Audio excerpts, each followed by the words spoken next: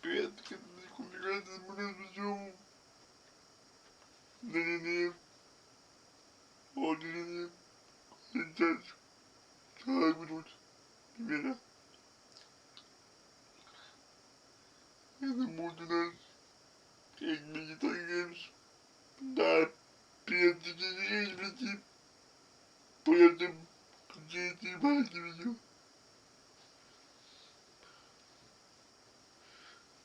Подсоздать победителя. Поэтому у нас видео.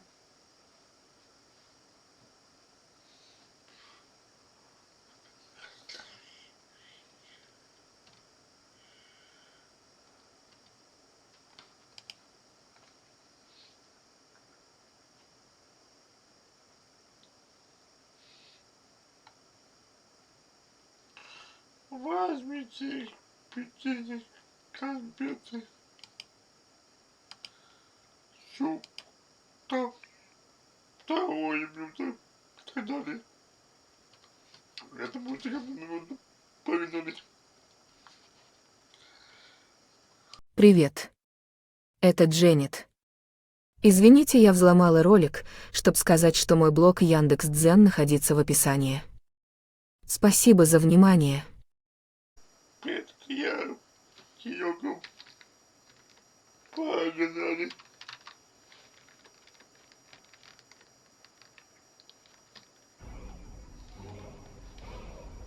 Вот вы где. Сколько можно вас пороть, дебилы вы криворукие? Что не игра, то проблема. Я не понимаю, надо мной же вся индустрия смеется. Фанаты Xbox говорят, что Xbox не нужен. Конкуренты ржут мне в лицо, и у них есть повод. Сколько можно вас пороть, когда вы наконец-то уже научитесь игры делать? Так вы нас постоянно порите, у нас все болит, руки и задницы, мы нормально работать не можем, мы нормально за компьютерами сидеть не можем. А мне кажется, что вам это нравится. Это больно и унизительно, как такое может нравиться? А мне, думаете, нравится, когда меня морально уничтожают и топчут конкуренты и фанаты Xbox в Твиттере? А сами как думаете?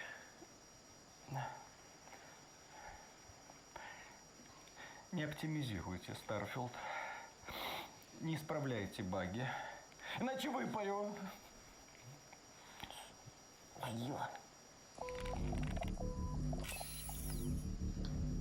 Приветствую вас, дорогие друзья. Большое спасибо, что подключились. И это подкаст про игры, где мы вам рассказываем про игровые события и новости из мира. Вот заснул с Димоном.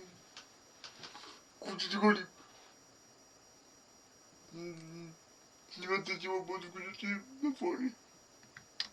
Индустрии, что произошло, кто облажался, кто буквально обосрался. А это у нас, конечно же, команда Xbox и персонально Фил Спенсер, который пригрел-то на своей груди, оказывается, гадюку, компанию Bethesda, которая на прошлой неделе просто жгла напалмом. Она привела сообщество Xbox просто в ярость. Некоторые люди сказали, да лучше б я PlayStation купил. Да что ж вы так с нами обращаетесь? Да мы для вас просто люди второго сорта.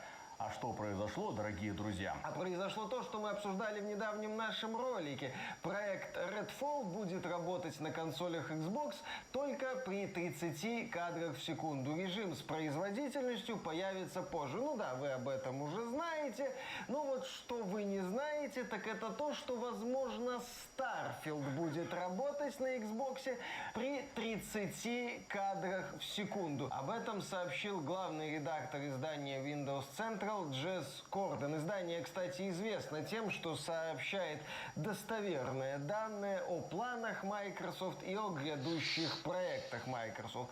Более того, специалисты Digital Foundry также считают, что Starfield будет работать на Xbox при 30 кадрах. Дескать, такая вот сложная игра, ну, не заработает. Вот с такой вот графикой, с такой как вот вы наблюдаете. великолепной графикой. Отмечаю, что там не будет единого цельного мира. Там будет загрузка, загрузка, загрузка. Планета не цельная, огромная, как это, например, есть в No Man's Sky. Нет, это отдельная локация, откуда ты взлетаешь. Загрузка космос, приближаешься к другой планете. Загрузка, опять же, ты оказываешься на этой локации, которая изображает собой планету. Казалось бы, никаких, реально космических технологий не использует тот Говард, но тем не менее 60 FPS, судя по всему, он выдать тебе не сможет. Почему специалисты Windows Central и Digital Foundry про это говорят? А потому что Bethesda утверждала, что при 30 FPS мы гарантируем стабильную работу, а при 60 никаких упоминаний в принципе никогда не было сделано. Так что, ждем опровержения или подтверждения, теперь еще и со стороны команды Тодда Говарда. С какой кадровой частотой будет работать Starfield? Напомним, кстати, что и Starfield недавно удалили русскую локализацию, судя по записи в Steam. Кроме этого, на прошлой неделе команда Bethesda, выпустила на Xbox Ghostwire Tokyo. Также они обновили игру на ПК, добавив в нее, помимо улучшений незначительных, Denuvo. Естественно, они тоже раззадорили сообщество. Люди такие: да что ж вы такое делаете, нахрена? Denuvo, дополнения к игре получились, в общем-то, неплохими, но оживить полумертвые даже на релизе продукты вряд ли они смогут. Но компания Bethesda на этом не остановилась. Разработчики Tango Gameworks, оказывается, не смогли оптимизировать Ghostwire Tokyo для Xbox. Игра там идет с откровенно хреновым FPS. Ребята из Windows Central говорили, что там от 60 до 30 и меньше в некоторых сценах. А в режиме, это в режиме производительности. А в режиме качества графики они, говорят, даже не запускали, просто побоялись. Мне кажется, это хитрый план Фильки Спенсера. Его там Sony обвиняет, что если сделка с Activision Blizzard состоится, то Microsoft будет ухудшать PlayStation-версию Call of Duty. А тут Филька говорит: ребята, мы-то версии для Xbox нормально сделать не можем. Где там целенаправленное ухудшение? Это все, вот так вот будет работать. Все просто. Или, возможно, это такой подход. Посмотрите, мы можем ухудшать версии и для Xbox тоже. То есть Call of Duty будет одинаково хреново работать на всех платформах. Все будут одинаково обижены. И пользователи PlayStation, и Xbox, и ПК. Microsoft всех, так сказать, обидит. Итак, новости получаются следующие. Ghostwire Tokyo на Xbox тормозит. Starfield и Redfall, скорее всего, будут на Xbox в 30 FPS. Но это не все хорошие новости, дорогие друзья. На этой неделе выходит Minecraft Legends. Игра для любителей Майнкрафта. Веселенькая такая стратегия-выживалка, где можно в открытом мире бегать, выполнять какие-то задания, строить там базы. Я не знаю, что такое Minecraft Legends. Я придумываю сейчас из головы на основании того, что видел в каком-то трейлере. Игра мне не очень интересна. Но, судя по всему, она оказалась не просто неинтересной мне, но она оказалась просто такой себе игрой. Уже верхний интернет, приближенные к Microsoft издания, поставили игре оценки, и там где-то около 70 баллов. Они говорят, очень мало контента, а сама игра, не сильно-то и увлекательная. Да, это Майнкрафт, детям, наверное, понравится, но нам здесь делать особо нечего. Отмечают заточку под DLC, и да, в целом говорят, что игра получилась в лучшем случае средняя. В общем, Microsoft в этом году в ударе, и Bethesda тоже. Опять же, Hi-Fi Rush, да, замечательно. А сейчас прошлая неделя у Microsoft неприятные новости по Redfall, не самые выдающиеся оценки Minecraft Legends, какие-то очень неприятные слухи насчет Starfield и производительности в Starfield на Xbox. Одна новость прекраснее другой. И, естественно, сообщество Xbox, как пишут на лучшем игровом сайте xbt.games, подписывайтесь на нас в Телеграме и ВК, все ссылочки в описании, чтобы быть в курсе новостей об игровой индустрии. Так вот, там пишут, что... И на меня побежишь. Только меня не...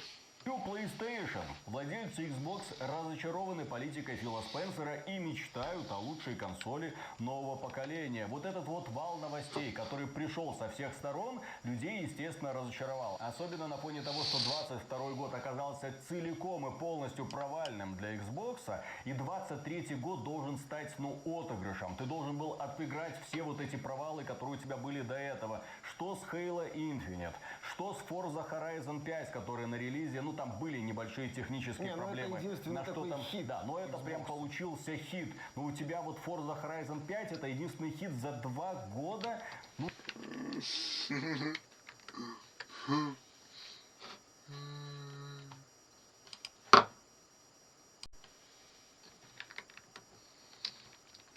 Нужно уже что-то дать, тем более компания Sony и в 2021 и 2022 году что-то да выдавала людям. И, естественно, пользователи Xbox, что в Твиттере, что на форуме Reddit, начинают уже писать следующее.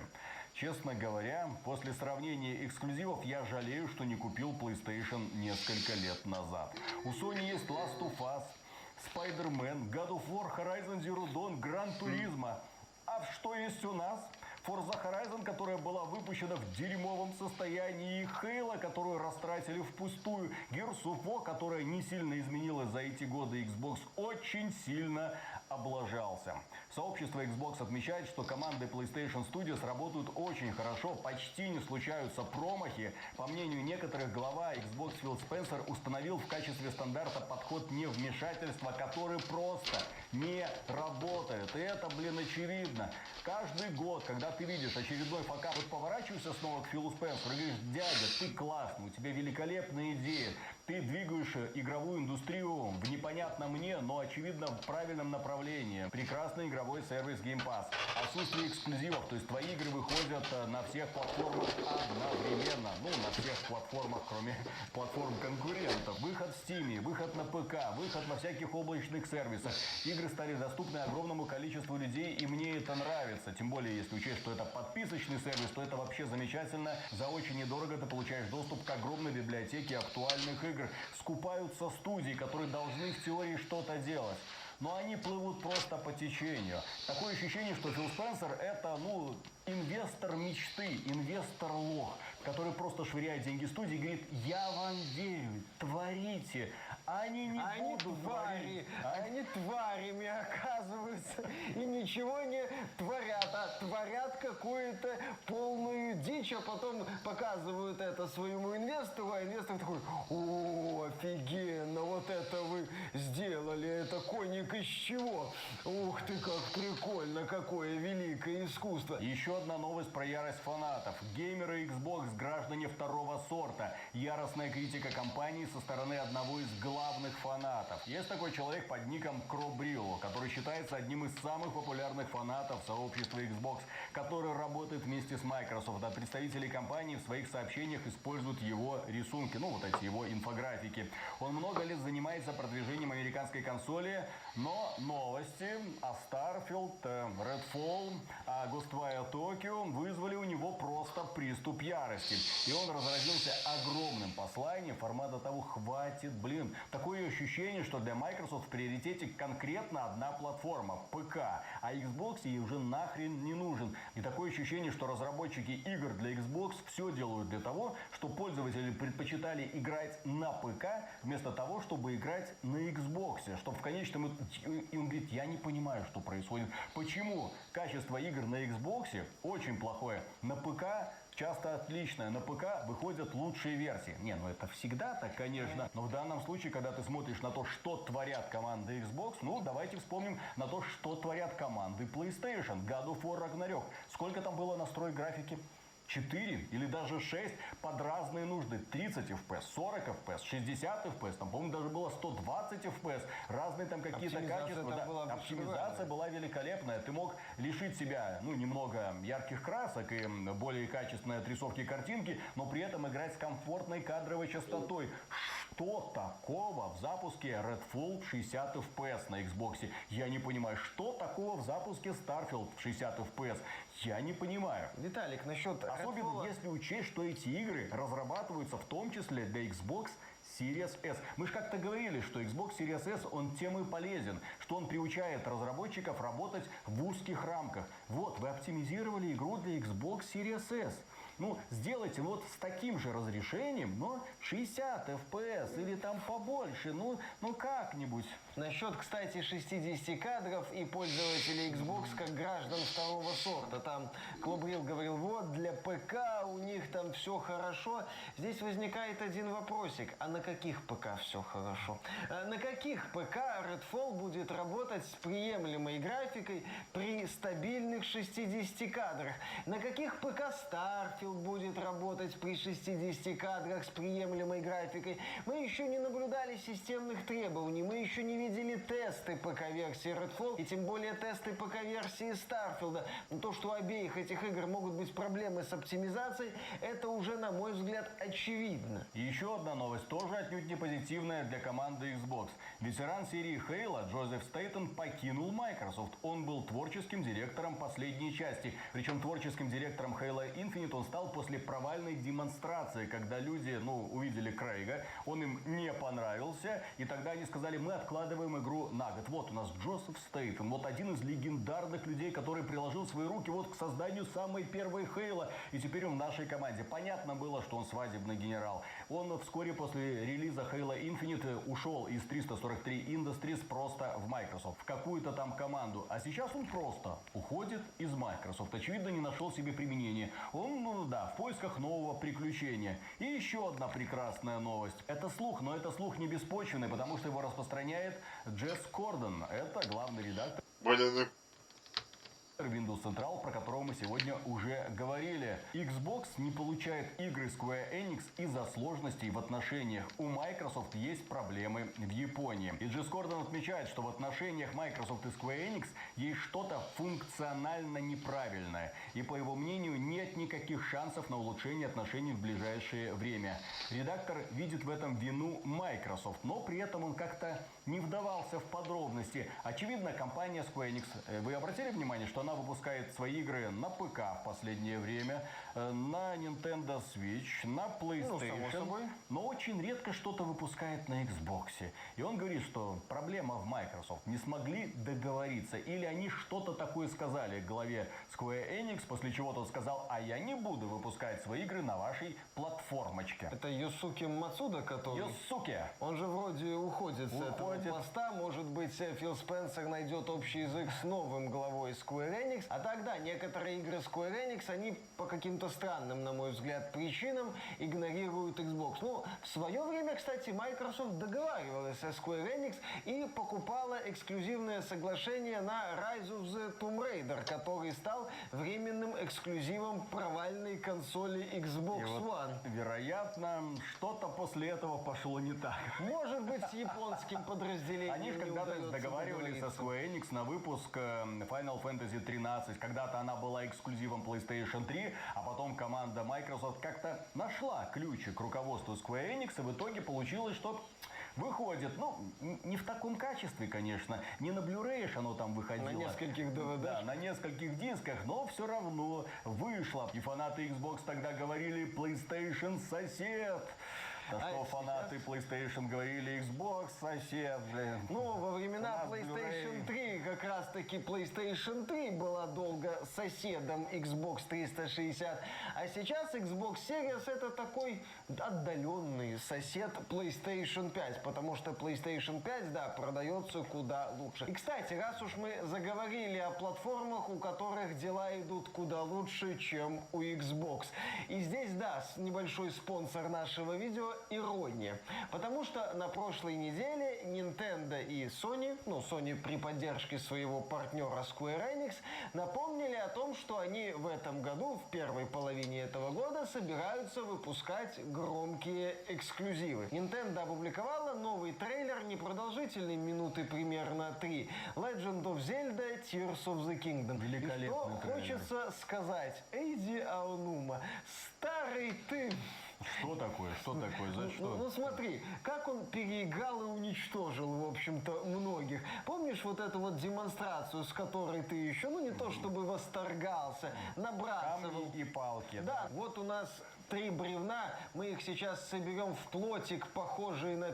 Ладно, все, хватит. Что, Миша? На ракету похожий, на ракету. Приделаем к этому плотику 2 вентилятора, получится катерок. Вот у нас, да, там еще палочка, мы приделаем к ней вилы, получится мега-палочка. Казалось бы, простенькая, казалось бы, незатейливая. Казалось бы, DLC за $70, как модно сейчас говорить в интернете. Ты смотрел на эту демонстрацию? Да, так прикольно, шашки вот такие есть, такое развитие, такой элементик. И тут, да, появляется вот этот ролик, который начинает долбить разнообразными моментами, который начинает долбить какими-то эффектными кадрами, которые ранее не показывали, начиная там от погонь на вагонеток и заканчивая там сражениями в стиле Тихоокеанского рубежа, где Линк управляет каким-то роботом, против него какая-то хрень выходит, да, роботок и Годзилла.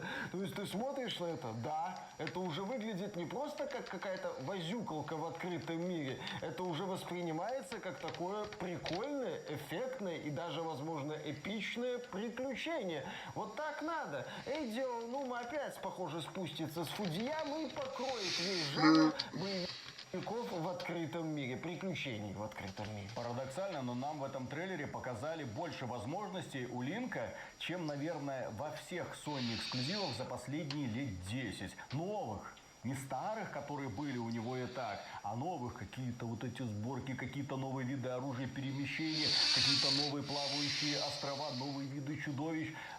Сюжет, опять же, немножко раскрыли. Зельда.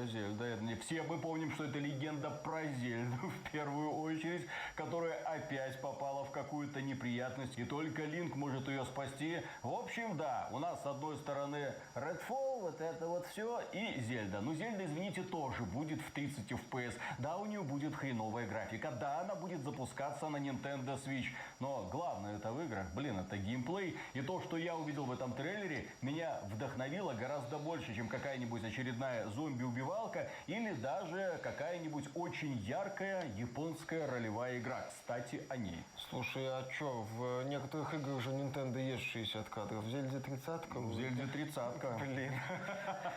И в первой, и во второй будет. Как Ну, там Breath of the Wild. Как там с программами, которые в присутствии Nintendo нельзя называть? Я куплю эту версию, честно, даже на картридже. В прямом эфире оближу картридж. Возможно, тебе и не придется прибегать к услугам этих программ, потому что разработчики Dune Awakening, спасибо, пацаны, за инсайт. Ну, как инсайт, блин, сами на своем сайте вывесили это сообщение, а теперь делают вид, как будто не при делах. Но люди-то все видят, люди-то все понимают. Разработчики Dune Awakening намекнули на запуск Nintendo Switch 2. Обнаружена занимательная информация. В вакансиях на их сайте перечислены платформы, на которых запустят игру. На ПК, логично, на PlayStation 5, на Xbox Series и на какой-то ТБА. Ну, то есть анонсируют позже. Может быть, это консоль от Amazon? Нет, Steam вряд ли. Deck 2? Я не думаю. Asus, вот этот Ally?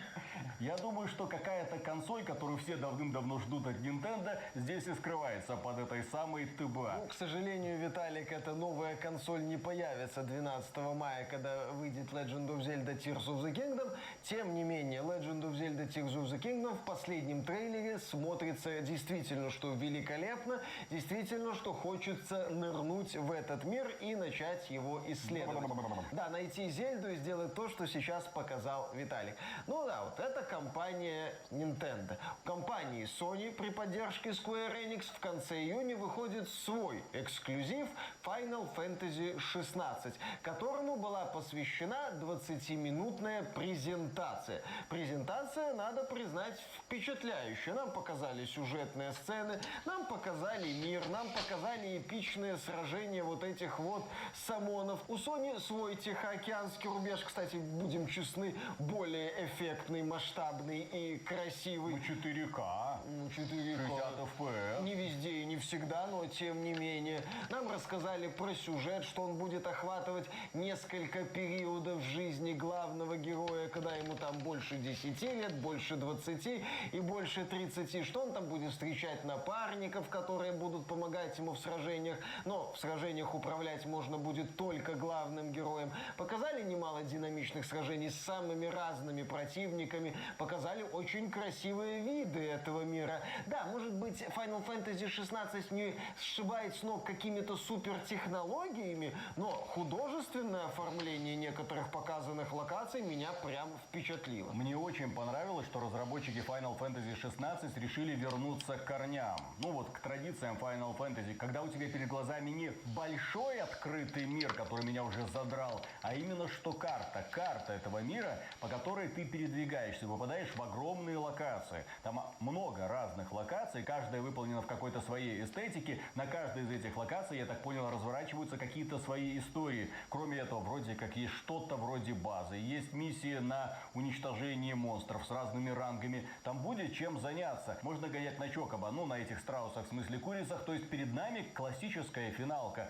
с грамотной боевкой под современные стандарты. Ну и остается надеяться, что там будет не только прокачка и беготня по локациям с уничтожением монстров, но и внятный, надеюсь, глубокий, трогательный в первую очередь сюжет. Ну там обещают сюжетных сцен чуть ли не больше 10 часов. Что-то Сцены могут быть разными. В Forspoken тоже было несколько сюжетных сцен. Да, они были очень интересны. Насчет, кстати, структуры мира я с тобой согласен. Мне нравится такой подход, когда мне дают не целый мир сразу, и беги куда хочешь, и делай как хочешь, и делай что хочешь. А когда дают такую вот полянку, ты на этой полянке бегаешь, все осваиваешь, и дальше идешь по сюжету. Что меня напрягло в этой демонстрации? Меня напрягло...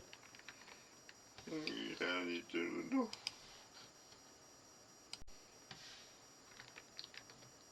Напрягли два момента. Момент первый, когда герой дрался с противниками, и я смотрел на запас здоровья противников, у меня было ощущение, что он орудует не мечом, а тупым напильником. И вот так вот отпиливает им эти вот жизни медленно-медленно. Там вот были моменты, когда он напрыгивает на какого-то врага, причем по виду рядового. Бам-бам-бам, там искры во все стороны, какие-то эффектные заклинания.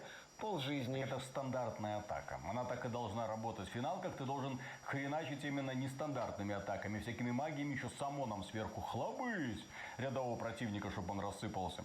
Ну, я вот на это и надеюсь, что Это все-таки... ж не слэшер. Это в первую очередь ролевая игра. Несмотря на то, что над игрой работает человек, который ранее трудился над Devil May Cry, и сражение действительно похоже на такой задорный японский слэшер, я все-таки надеюсь, что да, здесь механика будет ролевой игры, и, соответственно, надо будет использовать какие-то способности. Или там над противником надо будет выполнить какие-то действия, чтобы отнять ему там добрую половину жизни. Да, я надеюсь, что так будет, потому что иначе сражения превратятся в весьма скучную кнопка-молотилку. И второй момент, который меня немного смутил, это чересчур обильные эффекты в худших традициях Форспокена, когда кадр, особенно в сражениях, просто залит вот этими вот искрами, вспышками, еще чем знает что. Просто разработчики из Японии хотят доставить удовольствие команде Digital Foundry.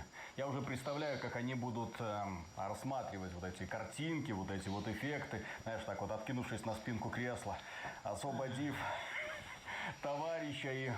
Ты видел? Ты видел этот эффектик? Эти кадры, эти патиклы. И по подбородку. Да, Square Enix. Этими патиклами можно брать и обмазываться.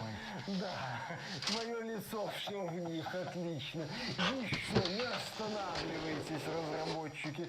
Да, явный перебор с этими эффектами. Они чересчур яркие, они чересчур агрессивные. Мне это не очень Потому что я могу. И еще одна презентация со стороны Sony была, впечатляющей. Мне лично очень сильно понравилось то, что они показали в дополнение для Horizon Forbidden West. Как оно? Burning Shores. Вот это вот дополнение будет. Новая локация, новый регион, новые монстры, естественно, новые возможности полета на этой самой птичке. Точнее, они были в оригинале, но они открывались в финале. Поэтому в финале ты уже как бы игру и прошел. Нафига тебе там дальше долбиться, эти вопросики выполнять. А здесь вот все будет по-настоящему, все будет по-новому. И нам показали игру, которая на PlayStation 5, вот с такой вот графикой великолепной, с таким вот огромным масштабом, идет, сука, в 60 FPS. Еще раз к разработчикам Starfield обращаемся, к разработчикам Redfall. Что с вами не так? Естественно, в последнее время мы много критиковали компанию Sony из-за того, что она пытается уже пробовать себя в новых категориях.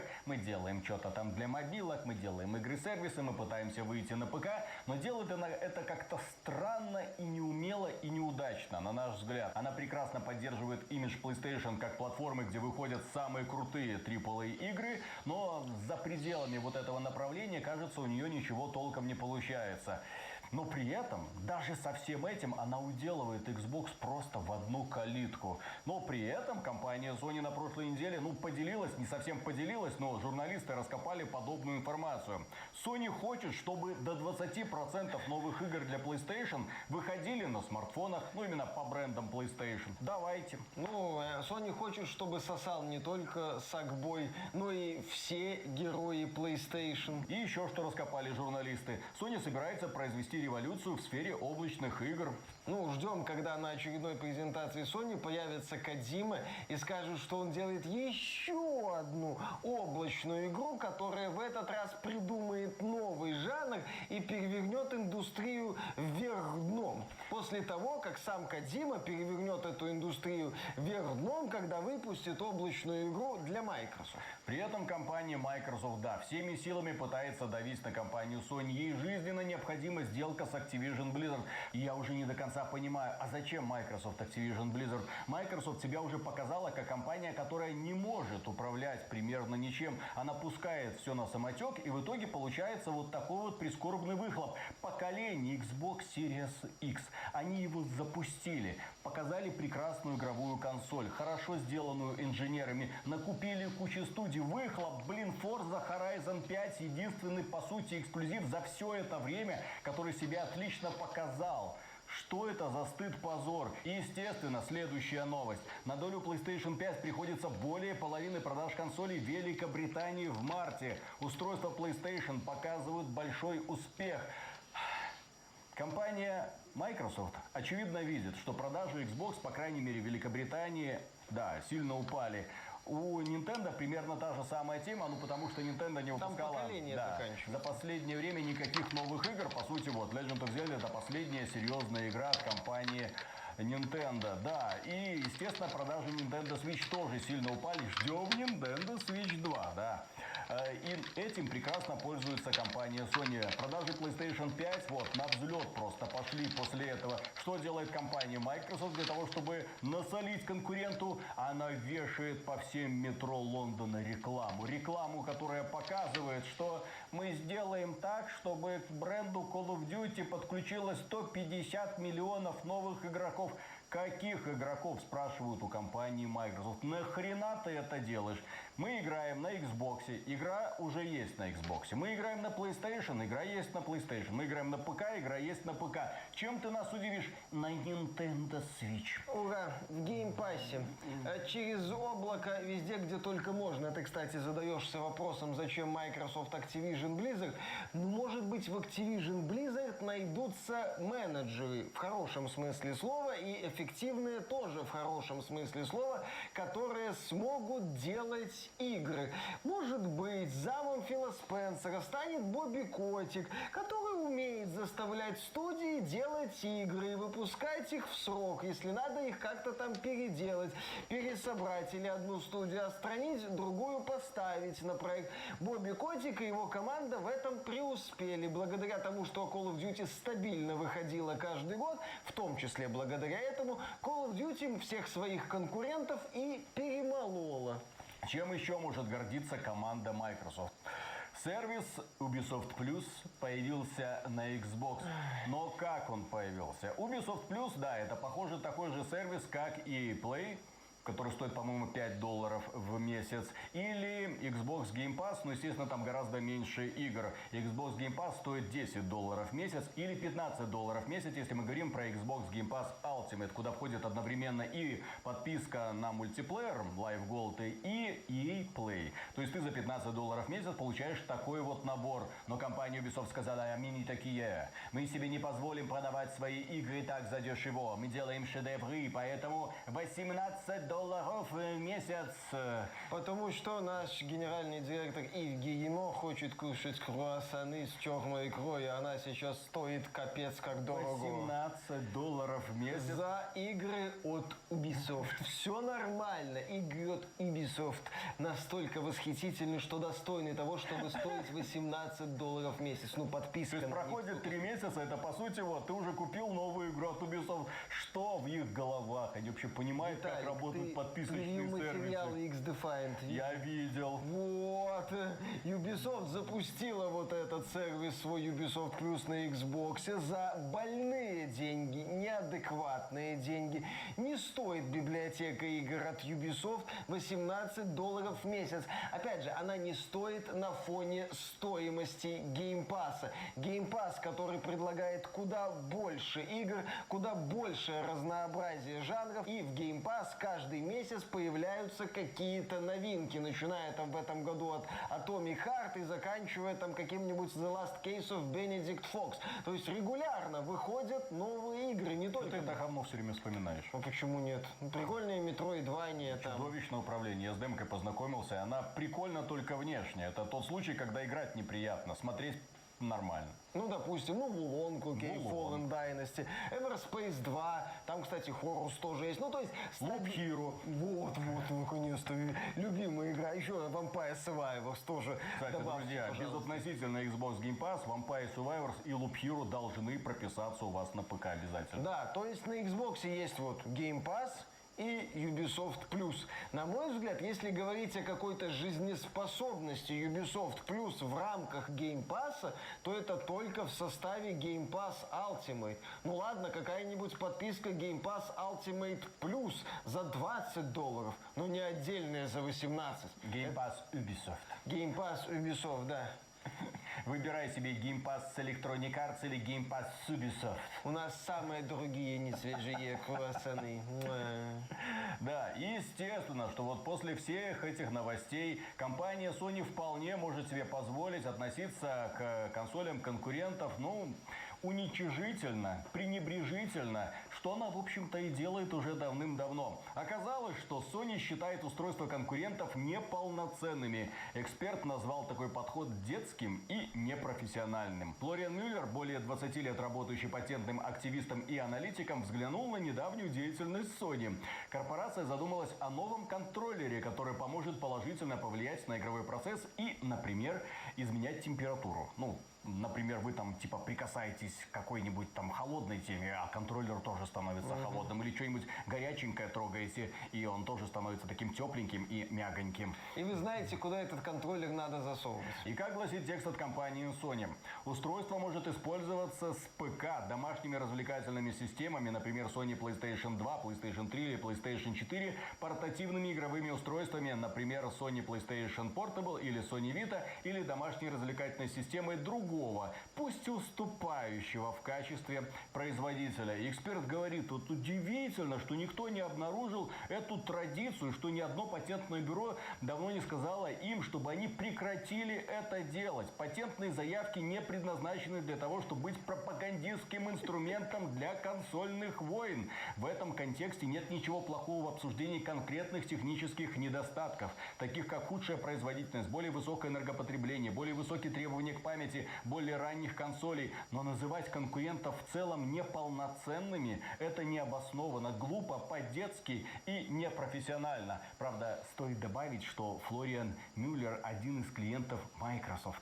И он даже когда-то работал в Blizzard. В общем, он раскопал... Непредвзятое лицо. Тем не менее, он утверждает, что Sony уже долгое время подобной фигней занимается. Ты смотришь просто на то, что делает Microsoft, и... Слушай, а Nintendo что? Может, сами устройства полноценные, но руководители? Да ладно, что? Виталик, модами все исправить. Друзья, ладно, даже те, у которых вот есть Xbox, что вы думаете хорошего о руководстве Microsoft? Которое руководит именно игровым направлением. Что-нибудь хорошее после всех этих новостей можете сказать? Кстати, подписывайтесь на этот канал. Мы все-таки выясним когда-нибудь, кто лучше, Sony или Microsoft. Но ответ-то мы всегда знаем. Конечно. ПК лучше всех. Естественно. Там, кстати, и моды, и русификаторы, И эмуляторы. и эмуляторы, там есть все. А следующая серия новостей посвящается Diablo 4. Новость. В игру как на работу. Blizzard завалит игроков Diablo 4 заданиями в Battle Pass на десятки часов. Как говорит сама Blizzard. На данный момент, если учесть прохождение сезонного пропуска и других внутриигровых заданий, вам придется потратить около 80 часов, чтобы пройти весь боевой пропуск. Развитие персонажа до 100-го уровня может занять немного больше времени, в зависимости от того, как вы играете. То есть пока вы прокачиваете персонажа, вы пройдете весь боевой пропуск. Вот. Так это и работает. Несколько часов каждый день вы должны посвящать, чтобы пройти, получить. То есть вы купили боевой пропуск, и хорошо. Теперь вы должны каждый день, без выходных, да, особенно по выходным, заходите, долбите. Ну, это фанаты Диабло, они привыкли. Ну, слушай, одно дело долбить, когда все есть в игре, а другое дело, когда перед тобой выкатывают боевой пропуск и говорят, долбись или ни хрена не получишь. Да, но...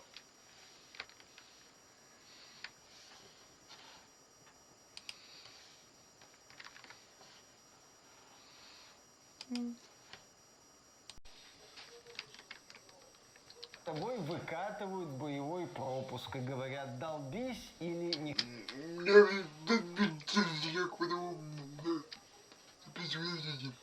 Когда все верят, Ни хрена не получишь. Да, но самое забавное, что игроки-то этот подход по какой-то причине оправдывают. Ну, то, что в игре за 70, 90 и 100 долларов или евро будет боевой пропуск, причем не дешевый. Diablo 4 будет второй работой только для слабаков. Уловки разработчиков не сломают сильных духом. Участники беты Diablo 4 опасаются, что Blizzard будет эксплуатировать так называемый FOMO.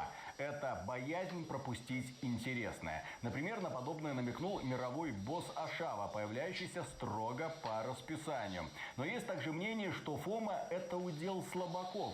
Если персонаж попался на уловку разработчиков и зависает в игре, чтобы ничего не пропустить, то он позволил себя подловить и сам виноват, что им манипулируют. То есть ответственность таким образом перекладывается конкретно на игрока. Victim blaming, по-моему, это Да, называется. но я в данном случае могу вот за себя сказать, потому что я не могу уже нормально играть в игры в открытом мире, потому что я не могу покинуть локацию, если там есть какие-то вопросики. И вот к тому моменту, когда я зачищаю уже первую локацию от всех этих унылых, ужасных вопросиков, которые сделаны по одному шаблону, и перехожу в следующую локацию, вероятно, в игре есть очень хорошая и интересная и увлекательная сюжетная линия, но я ее не вижу. 90% времени я занимаюсь тем, что зачищаю эту локацию. Я не могу с собой ничего поделать. Я должен выполнить все и потом перейти в следующую зону. И вот когда мне говорят, что ну ты сам попался на уловку, ты мог этого не делать, а я ничего не могу с собой поделать. Я должен закрыть все активности. Босс появляется по расписанию, я должен там быть, я должен получить эту награду, я должен выбить из этого босса вещь, которая из него, вероятно, вылетает. С небольшим, конечно же, шансом. Соответственно, я каждый день буду заходить в это конкретное место, чтобы убивать этого конкретного босса. А ты сам виноват, что поддался на уловку. Игра сделана так, чтобы подлавливать игроков, которые хотят получить все. Вот эта боязнь пропустить интересное, особенно когда разработчики сами прячут все самое интересное, оно способно нанести, по крайней мере мне, душевную травму. Да, Виталик, ни в коем случае не подписывайся на Ubisoft Plus, иначе ты в этих песочницах утонешь нахрен. А насчет микротранзакций, вот этих вот заявлений, ну это только для некоторых, то внезапно да. Это утверждение абсолютно верно. Микротранзакции в играх не Вас никто не рассчитаны... заставляет это покупать. Они не рассчитаны для всех и каждого. Если вы не подвластны влиянию вот этих вот психологических методов манипуляции, которыми пользуются разработчики, ну, вас можно поздравить. В таком случае для вас на экране появляется один бывший ютуб-блогер и говорит, что не для тебя, высокодуховный интеллектуал, все это сделано. Уходи отсюда и больше сюда никогда не приходи. А микротранзакции делаются, да, для людей, которые подвержены влиянию этих манипуляций, которым хочется это получить, у которых действительно на психологическом уровне, на уровне мышления есть вот это вот Я хочу все собрать. Все собрать. Есть человек, который хочет получить все из боевого пропуска. Он дурак? Да, он дурак. Но на этих дураках компании деньги такие вот и зарабатывают. Вообще, тема микротранзакций в платных играх для меня это такой вопрос, даже не дискуссионный, а скорее однозначный. Я считаю, что все микротранзакции в платных играх это не очень хорошо. Если разработчики, да, хотят игру развивать, им надо кушать, я это понимаю, я не против этого в принципе, но, на мой взгляд, есть не самый плохой пример Диаблоида, условно-бесплатного. Pass of Exile, который, да, развивается за счет микротранзакций. 10 лет он уже развивается за счет микротранзакций. Да, и насколько я знаю, не так, чтобы плохо развивается. Недавно там установил новый рекорд по пиковому онлайну в Стиме. То есть, пожалуйста, это направление, оно неплохое. Но тут нам предлагают, ну да, премиальную игру там с крутыми роликами, постановочными сценами, не очень, правда, крутыми некоторыми, где две мини-фигурки обмениваются текстовыми сообщениями. Несколько изданий у этой игры есть. И да, там будут дополнительные способы по отъему денег у игроков через боевой пропуск. Пожалуйста. Компания... не треснет, не треснет. Компания не треснет, потому что, с одной стороны, эта игра, естественно, принесет огромные деньги.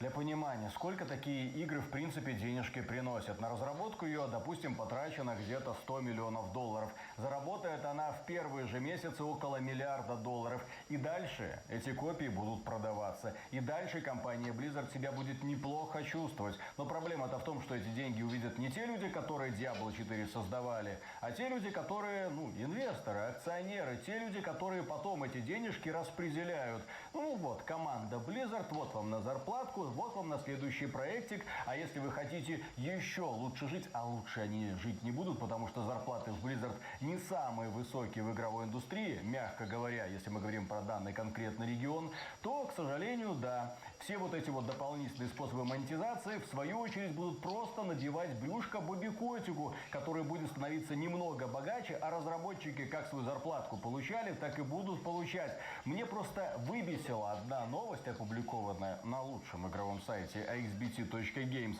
Игроки не возмущаются сезонному пропуску в Diablo 4. И вот почему. Да, и далее приведены цитаты от некоторых игроков. Для меня это было либо так, либо по подписке. По сути, это одно и то же. Я согласен поддерживать текущую разработку хорошей Diablo.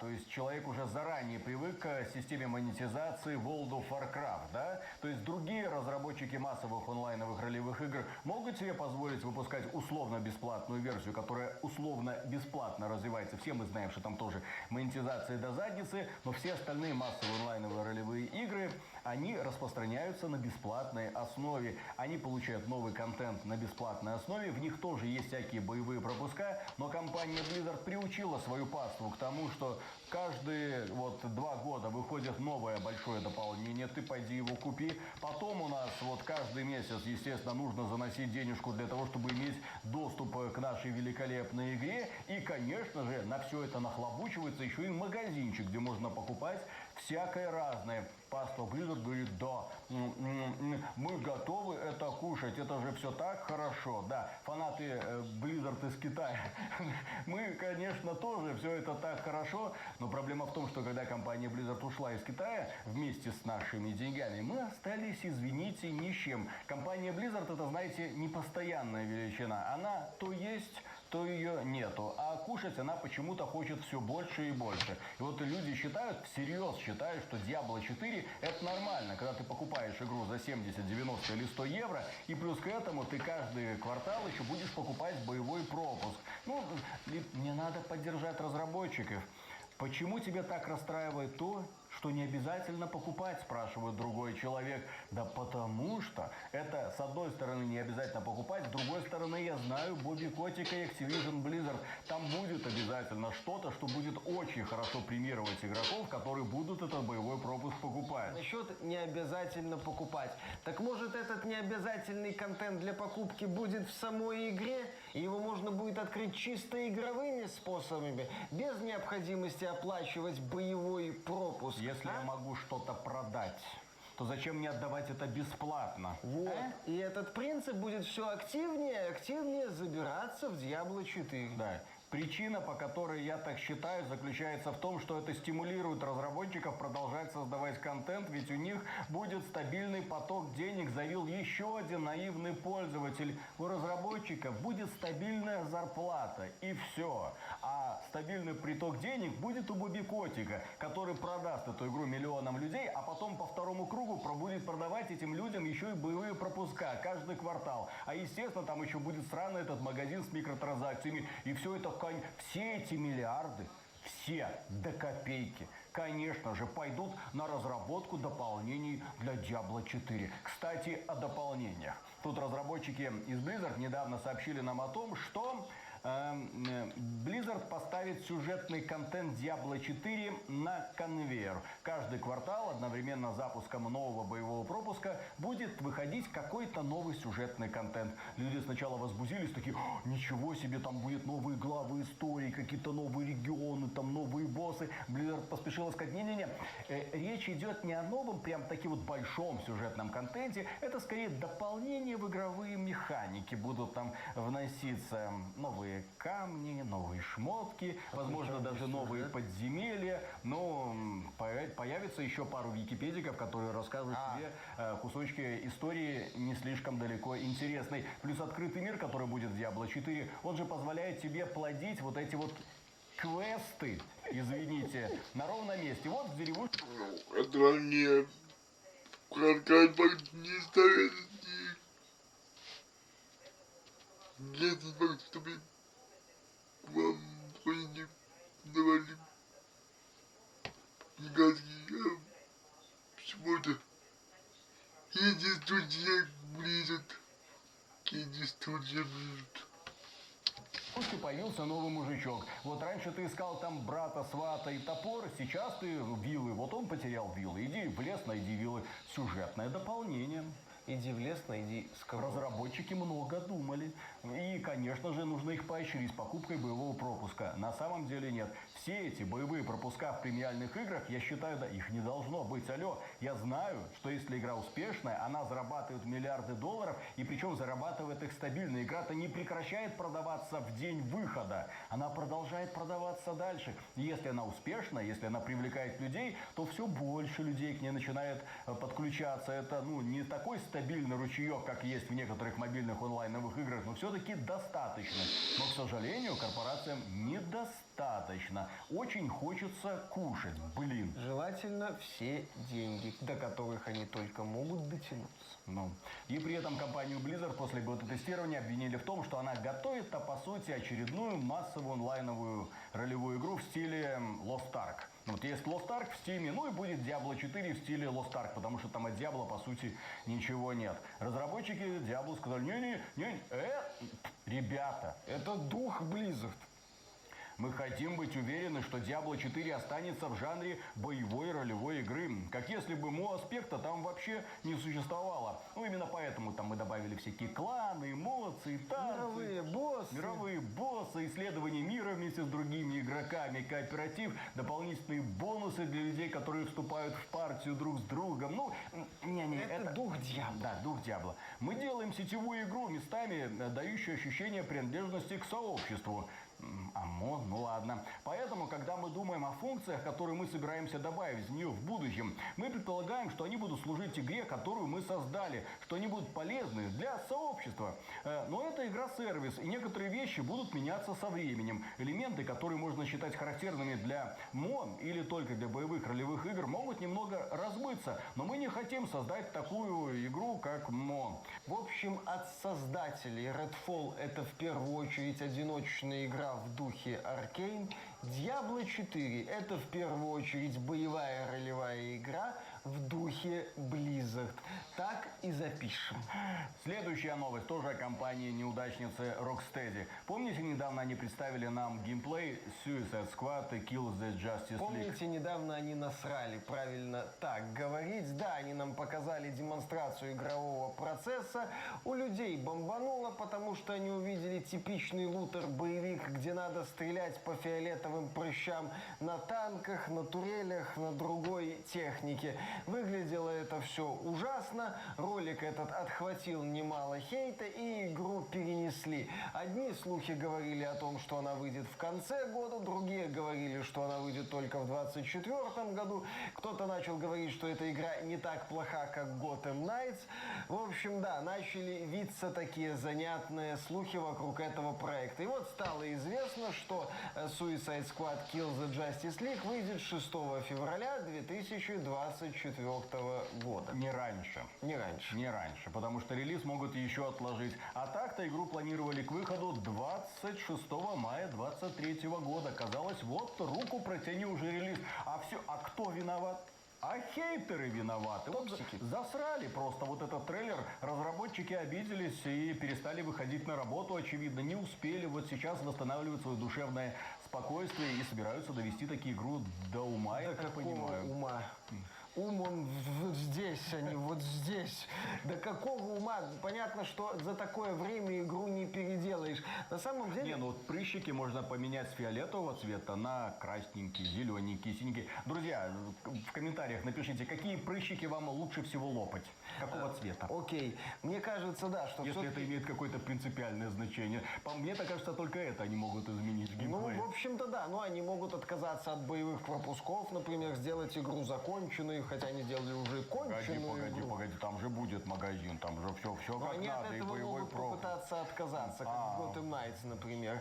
Или, поскольку они лучше Gotham Knights, у них и магазин будет, я понял. Мне кажется, что сейчас издательство Warner Bros. И студия Rocksteady пытаются из Suicide Squad что-то вытянуть. Миша, если бы я был хитрожопым, эффективным менеджером, что бы я сделал? Вот этот вот перенос релиза игры нужен лишь для того, чтобы, во-первых, люди успокоились, потом нужно выпустить, через несколько месяцев какой-нибудь трейлер сюжетный, Кстати, сюжетные сцены там какой-нибудь, да, чтобы людей вдохновить, показать там Бэтмена, напомнить в очередной раз, что актер, который озвучивал оригинального Бэтмена, умер, что, мол, мы все скорбим, да. Вот. После этого еще какой-нибудь сюжетный трейлер, потом до релиза выпустить какой-нибудь сногсшибательный экшн-трейлер из такой быстрой нарезки, чтобы ни хрена не было понятно, и после этого в релиз. А там уж как пойдет. Главное на лохах, то есть на первых покупателях, срубить как можно больше денег. Главная ошибка вот этих эффективных менеджеров была в том, что они эту игру показали.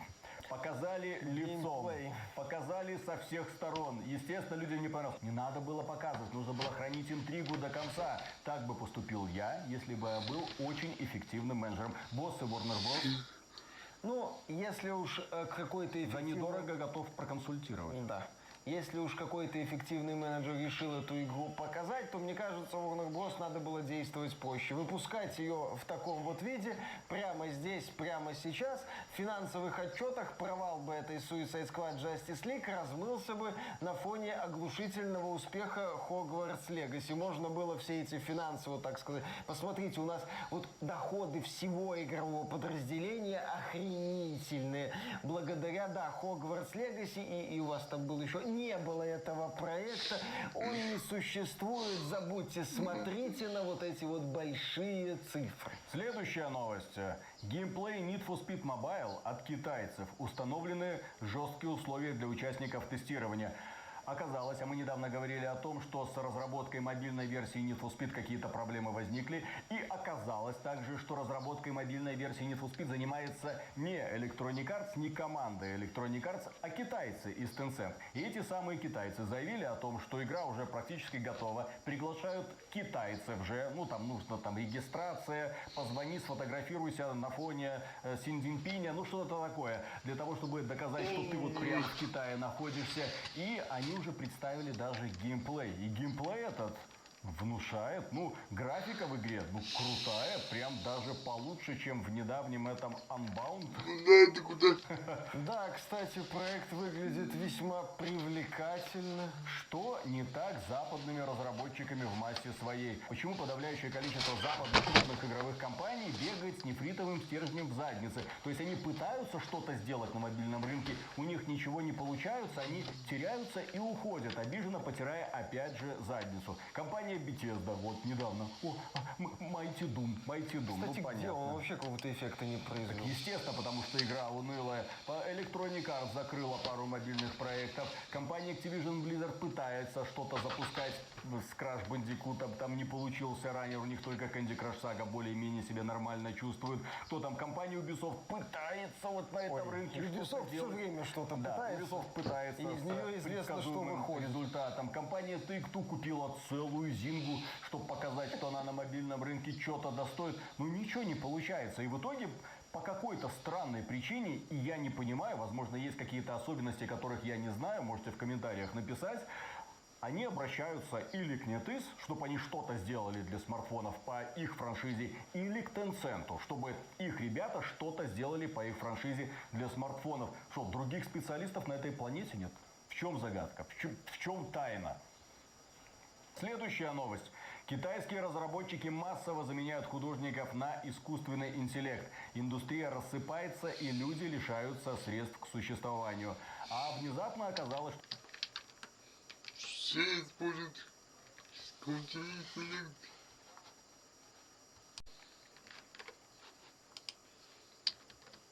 Что пока во всей этой индустрии начинает раскручиваться тема с искусственным интеллектом, и пока некоторые художники на ArtStation, по крайней мере, пытаются бастовать против засилия искусственного интеллекта в современных картинах, китайцы уже взяли это на вооружение. Например, один художник рассказал, что ему теперь поручают лишь небольшие правки. За это ему платят примерно 10-ую часть ставки, которая раньше ему доставалась за полноценную работу. Зато есть мнение, что благодаря ИИ 2 человека потенциально смогут выполнить работу, которую раньше делали 10 за то же время. Ну, компании, естественно, выгоднее, когда надо платить только 2 людям, а не 10. Опять же, это очень грустная реальность, что компании используют искусственный интеллект, чтобы сокращать расходы. Спрос на художников в Китае сократился почти на 70% за последний год, в том числе из-за роста популярности искусственного интеллекта. Естественно, появился прекрасный инструментарий, который позволяет тебе на раз-два создавать какую-то работу. Теперь тебе не нужен полноценный художник, ну то есть художник на полную ставку. Ты можешь просто иногда к нему обращаться, ну что-то надо подкорректировать, убрать. По сути, не художник тебе. Ты найдешь. То есть ты из художнику можешь дать мне там работу, что или любых. Кидаете ему, потому что ты людям, здесь модельки, все. Тебе нужен, а уже специалист по фотошопу, для того, чтобы вот эту имеющуюся картину исправить под твои нужды. И после этого, ну, картинка готова, поэтому можно запускать, так сказать, в тираж. Следующая новость. Китайские геймеры раскритиковали Tencent, NetEase и MiHoYo за использование сгенерированных изображений в играх. И здесь уже просто, пока западные компании усиленно пытаются нам что-то рассказывать, про разработку дорожает, столько-то сил, усилий, такие классные специалисты у нас там работают. Ребята из Китая удешевляют это самое производство по полной программе. Tencent, это крупнейшая компания по производству видеоигр на планете, использует ИИ для создания рекламных материалов.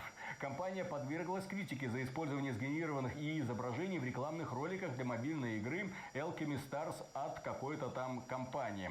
Компания MiHoYo, разработчик Genshin Impact, использовала ИИ для создания голосов игровых персонажей. Почему бы нет? В эту сторону как раз-то и нужно смотреть, чтобы не дергать лишний раз актеров озвучки. NetEase пошла еще дальше, создав уникальное дополнение к Naraka Blade Point, которое позволило игрокам делать собственную косметику с помощью запатентованных систем искусственного интеллекта NetEase. Ну, хорошие темы. Ну, когда ты при помощи нейросети озвучиваешь персонажей на раз-два, тебе не надо обращаться к профессиональным актерам озвучки. Когда ты можешь нейросеть попросить нарисовать тебе рекламные плакаты, она с этим внезапно неплохо справляется. Когда NetEase внедряет этот искусственный интеллект в саму игру и, татуху, забросай мне татуху такую прикольную. И искусственный интеллект, естественно, эту татуху может сделать прикольную. Люди критикуют, мол, вы забираете рабочие места, но человечество всегда идет по пути наименьшего сопротивления в поисках лучшего инструмента. Мы живем в реальности победившего глобального корпоративного капитализма. В этой реальности компании будут делать все, чтобы удешевить производство и увеличить обеспечить таким образом доход и прибыль, и премии уважаемым людям. Здесь, конечно же, мы не будем, нельзя иронизировать там как-то над художниками, вас там заменили машины. Нет, это очень грустно, это действительно неприятно. Но происходит то, что, к большому сожалению, происходило бы неизбежно с появлением новых, более удобных, более дешевых инструментов. Компании это будут использовать, художники могут этому как-то противиться, возможно, даже появятся какие-то запреты, но они толком, мне кажется, не помогут. Компании китайские наглядно продемонстрировали, что это можно использовать, что это удешевляет производство, что это выгодно, что это позволяет дешевле и проще создавать контент. Все. Другие руководители, другие эффективные менеджеры уже довольно потирают руки. Да, пусть потом какой-нибудь гениальный геймдизайнер при помощи нейросети создаст целиком игру, ассеты из которой создавались при помощи нейроинтеллекта, если геймплей в этой игре будет прекрасен, не будет абсолютно пофиг, кто создавал окружение. Честно говорю, я от игр в первую очередь ищу увлекательного геймплея, а не какого-то сумасшедшего арт-дизайна. Ну, создатель Vampire Survivors просто базовую версию своей игры делал еще во времена, когда нейросети не были популярны. А так бы, я думаю, да, вот эти тырил же вот эти вот ассеты, откуда только возможно. У него там есть кадр из Байонеты, кадр из Кастельвании. Человек действительно просто брал какие-то картинки, слегка их менял, и в итоге из этого собрал игру. Художник от слова худо. Да, которая по итогу порвала пол интернета и даже получала какие-то награды. Чуть ли не игра года на DICE или где-то там. В общем-то, да. То есть, пожалуйста, вот такое произошло. Опять же, это суровая, жестокая реальность, в которой мы все оказались. Слушай, ну скоро корпорация Google может пойти по миру с протянутой рукой. Ну, я все реже использую Google для поиска чего бы то ни было. Я запускаю Bing, ну, майкрософтовский вот этот вот сервис. Там есть чат GPT встроенный. Я с этим чатом GPT могу поговорить. И я не лезу, например, на Google для того, чтобы спросить, чем пансексуал отличается от бисексуала. Я спрашиваю у чат GPT, мол, объясни мне разницу. Вы, друзья, не в курсе, что-то разница оказывается. Дело в том, что в прошлом подкасте мы вам рассказывали, что в Overwatch 2 появился новый герой пансексуал. Я такой, ну ладно, сексуальный поляк, это Миша пошутил. А кто это такой на самом деле? Я спросил у этого чат GPT, мол, кто такой? А он мне объясняет, пансексуал это тот, кто может иметь отношения с представителями любого пола. Я такой... Так, это же бисексуал. Но есть же бисексуал, да. Чем пансексуал отличается от бисексуала? И чат GPT мне написал, понимаешь, в чем дело? Бисексуала привлекают мужчины или женщины, ну, в сексуальном плане. То есть он оценивает вот классная жопа и вот классная жопа. И мне, в общем-то, уже все равно, чья это жопа, мужчины или женщины. А пансексуалу абсолютно плевать на внешний вид. Он в буквальном смысле трахает все, что движется. Главное, чтобы человек был хорошим. То есть это такая вот сбывшаяся мечта феминистки. То есть вот, наконец-то, кто-то разглядел в ней глубокую какую-то личность. Глубокую личность. Да, разглядел в ней глубокую личность. Следующая новость касается она разработчиков, которым бы не помешала помощь искусственного интеллекта. Да хоть кого-нибудь. Мы про Battlestate Games, разработчиков Escape from Tarkov. Есть помощь пацанов, из настоящих мужиков, которые записывали и записывают, наверное, их разоблачения, XBT Games. Ну, не надо так про этих пансексуалов. Я не пансексуал. Ладно. Дело в том, что разработчики Escape from Tarkov в последнее время столкнулись с каким-то нашествием читеров. Читеров стало очень много. Там Никита Буянов, глава Battlestate Games, сказал, что мы будем бороться. Мы наконец-то выступим единым фронтом. Нас задолбало, что в каждом матче там по 10 читеров и 5 человек, которых они обдирают просто как липку. Надо что-то с этим сделать. Ну, на это читеры сказали, ну, борись. Давай. Ну да, И, к сожалению, борьба эта пока идет в одну сторону, читеров все еще много. Но разработчики Escape from Tarkov недавно провели трансляцию, где сказали, не показали, а сказали, что скоро все изменится, и Escape from Tarkov будет просто не узнать. Движок Escape from Tarkov вот обновят. Ожидается, что Unity 2021 года... Виталик, заканчивай Позволит обсуждение снизить новости. потребление памяти и ускорить загрузки. А сейчас Escape from Tarkov на Unity какого года создавался? 15-го? Вот когда только начинали, и с тех пор, ну понятно. Также разработчики займутся технической составляющей Escape from Tarkov. Улучшение регистрации попаданий, больше игроков на сервере, поднимут FPS в локациях, где много людей, меньше сетевых ошибок, оптимизируют сетевой трафик, да, сделают прям ядро Escape from Tarkov, решили там вообще полностью переписать, что должно положительно отразиться на оптимизации, и добавят еще 60 игроков на карты. То есть, ну, для того, чтобы компенсировать вот засилие читеров. А то вот 10 читеров, да, 5 игроков надо, чтобы было вот 50 игроков, 10 читеров. Вот. Гениально. Да, естественно. 60 игроков на карте в Battlestate Games уже протестировали, сказали, что люди помещаются. Отлично, хорошо. На карте 60 человек, вот если вот рядышком поставить, вот Все помещаются. мужики входят куда надо. И выходят тоже оттуда, откуда Паровозиком, особенно если ходить. Да. Паровозик и Ну, это Escape from Tarkov. Конечно, ну вы знаете, эти Escape from Tarkov. Кроме этого, еще одна новость. Разработчики Escape from Tarkov показали хардкорную арену и короткометражку про Рыжего. Арена — это новый режим в стиле Call of Duty. Такой, ну, маленькие аренки, маленькое количество тарковчан, которые будут друг друга на этих маленьких аренках из своих блестящих стволов. Исключительно высокоинтеллектуальные шутки про Escape from Tarkov на AXBT Games. Раньше вы играли в Escape from Tarkov, и вам было грустно и одиноко.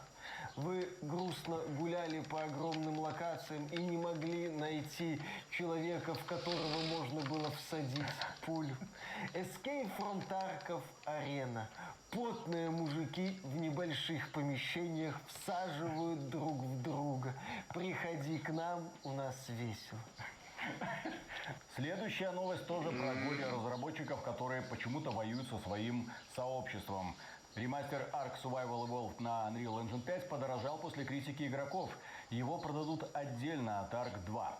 А что случилось? А дело в том, что разработчики Ark Survival Evolved, криворукие засранцы, которые ни хрена не могут сделать со своим движком для игры. Игра Ark Survival Evolved, если кто не в курсе, это выживалка на острове с динозаврами. Популярная, но не очень балующая оптимизация. Дерьмовейшая оптимизация. Более того, эта игра вышла на Nintendo Switch, и это самая страшная игра на Nintendo Switch. Это, знаете, есть такое специальное развлечение у некоторых энтузиастов, которые, вот есть те, которые улучшают графику, а есть, как это...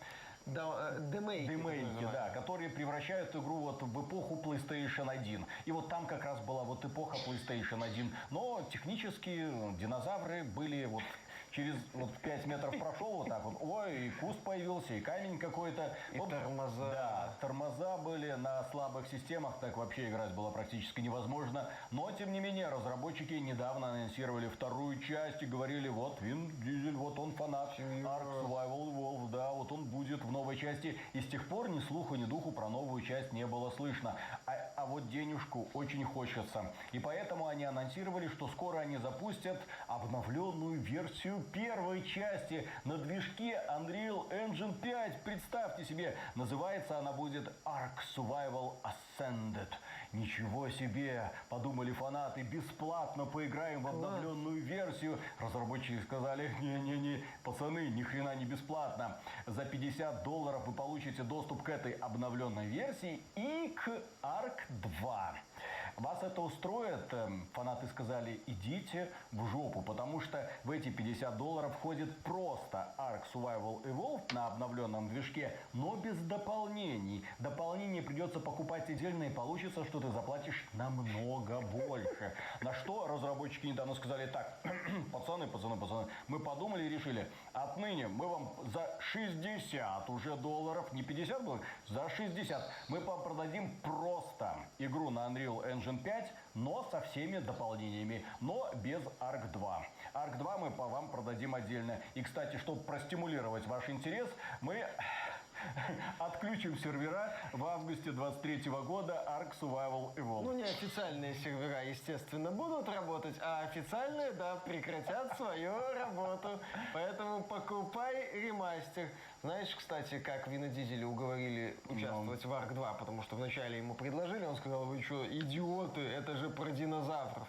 Но Вину Дизелю показали мультсериал «Флинстоуны», И он понял, что это тоже про семью, и решил участвовать в проекте. Да, следующая новость. Nvidia выпустила платформу для создания ремастеров игр RTX Remix и открыла исходники проекта. Ну, мы давно ждали, когда можно будет превратить Morrowind в TES-6. Кстати, да, компания Nvidia говорит, не жди TES-6, сделай из Моровинда TES-6 сам. Если уж говорить про то, что нейросети приходят на замену реальным людям, то пожалуйста. Одно дело там какие-то художники, какие-то там актеры озвучки, а здесь у нас 3D-моделеров будут заменять, потому что NVIDIA Remix позволяет создавать быстро и качественно из low-poly модели high-poly модель. Естественно, все это нужно еще проконтролировать потом, но огромная часть работы будет делаться просто автоматически. Это ли несчастье для компании-разработчика? Естественно, 3D-моделеры такие грустные будут. Что ж нам делать? Ну, учите Python. Да, вот эта вот, кстати, платформа RTX Remix, которую предлагает Nvidia, она выглядит очень перспективно. По крайней мере, можно надеяться на такие простенькие ремастеры каких-то старых игр, почему бы и нет. Кстати, я бы посмотрел на это. Это же прекрасный инструментарий для того, чтобы быстро, фанатам, энтузиастам создавать реально классные ремейки, старых игрушечек. Ну, по крайней мере, базис для таких Да, не ремейков. просто текстурки обновить, а именно и модельки. Возможно, даже освещение, потому что инструментарий RTX Remix в том числе позволяет еще и свет настраивать. По крайней мере, в той демонстрации, которую нам когда-то показывала компания Nvidia. И самое приятное, что эта платформа с открытым исходным кодом уже доступна на GitHub. Пожалуйста, регистрируйтесь и пользуйтесь, если вы понимаете, как с этим вообще работать. Nvidia, а можно все свои технологии делать доступными всем и каждому, чтобы DLSS 3 не был эксклюзивом 40-й серии? А кто ж тогда будет покупать 40-ю серию? Следующая новость. Известная хакерша Empress объявила о том, что она взломала Assassin's Creed Valhalla со всеми дополнениями Complete Edition. Вау! Круто. И в геймо такой, нет. А как же Ubisoft Plus на Xbox? Но при этом наша дорогая Empress, естественно, не обошлась без манифеста, потому что каждый взлом должен нести какое-то послание. Открытое письмо. И в данном случае она обратилась к мужикам, да, именно к тем, кто ей завидует, кто просто пыль у ее ног, тот, кто рожден быть ее рабом и должен заранее смириться с этой участью. Если вы думаете, что я шучу, нет, это послание примерно в таком вот ключе. Меня же, кстати, изумляет то, что, по сути, там взломом Денува занимается реально одна, как она говорит, девочка. По сути, да, одна. Это может быть коллектив, это может быть человек. В любом случае, есть ровно один бренд Empress, который связан со взломом системы защиты Денува. А нет, есть еще какая-то команда, которая взламывает вроде Football Manager раз в год. Они появляются, взламывают Football Manager Это футбол, и уходят. менеджер. В общем-то, да. Но именно если мы говорим о каких-то популярных релизах за пределами Football Manager, то да, это только Empress. Увы. Следующая новость. Раз уж мы говорим про то, кем должны быть мужики и как они себя должны вести. С одной стороны, часть мужиков будет ползать у ног Empress, И кидать в нее деньгами. потому что она этого заслуживает. Да. На мой взгляд. Когда такая надо мне времени читать. Вообще, когда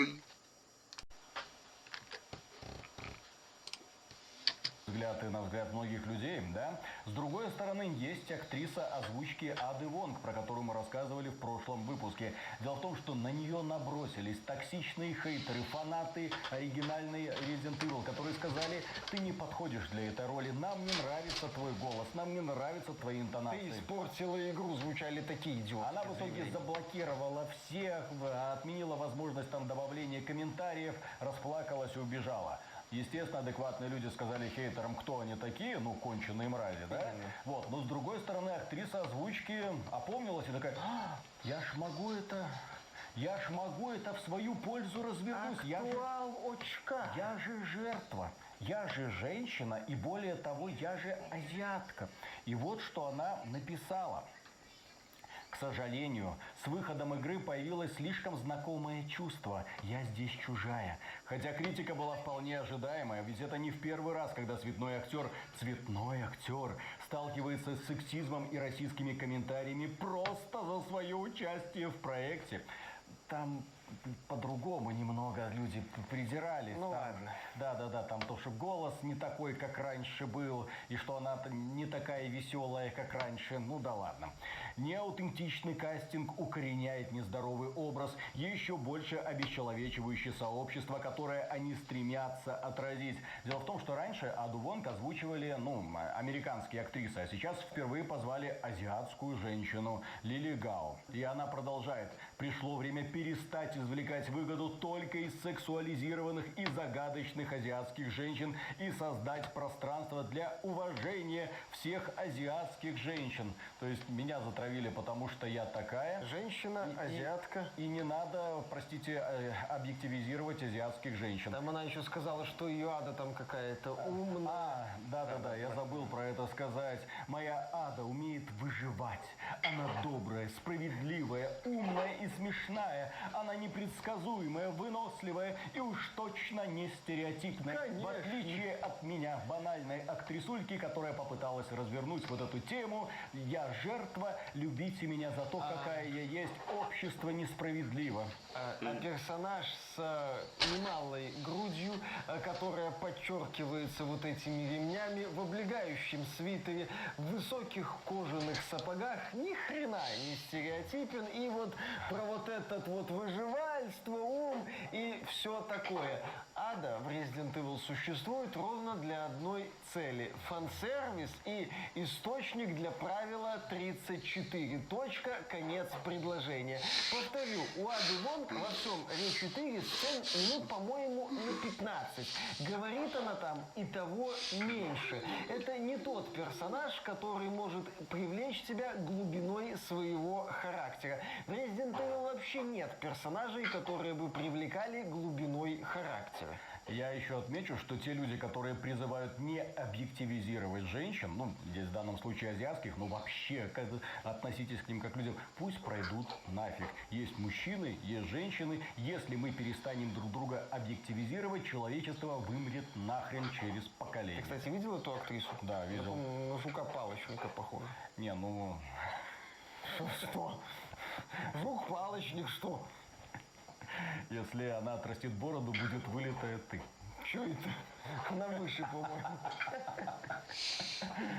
Следующая новость. Внимание. Продукцию Nintendo везли в Россию через прокладку. Компании пришлось оправдываться перед западными СМИ. Дело в том, что в России была зарегистрирована компания Ачивка. Да, это, кстати, такая легкая ирония. Ее зарегистрировал Яша Хададжи, глава Nintendo of Russia, бывший или нынешний, я не знаю, к сожалению. Nintendo не уточняет. Да, Nintendo не уточняет. В чем ирония? В том, что у компании Nintendo нет системы достижений. Там нет ачивок. И трофеев тоже нет. Это, так сказать, момент забавный, просто чтобы знали.